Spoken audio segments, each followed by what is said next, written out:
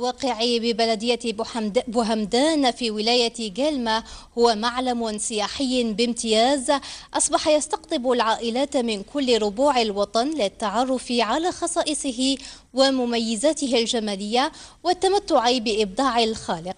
عصام بن منية.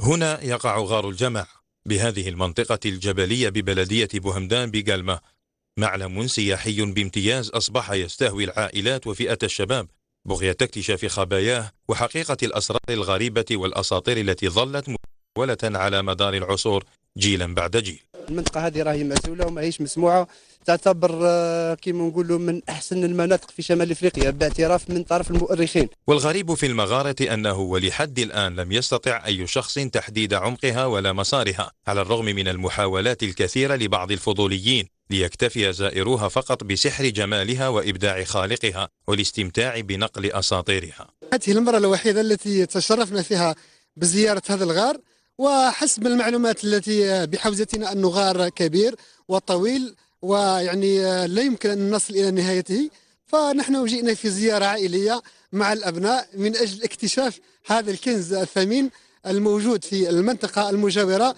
ونحن نجهله لحد الساعة. دعوات أطلقها المواطنون إلى الاهتمام بهذا المعلم السياحي.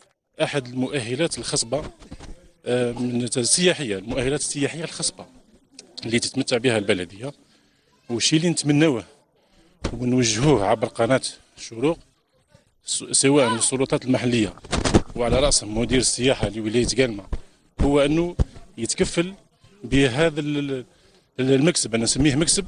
ويتمنى سكان ولاية جلمة أن يكون غار الجماعة فرصة لالتفاتة السلطات إلى منطقتهم وانتشالها من العزلة والتهميش.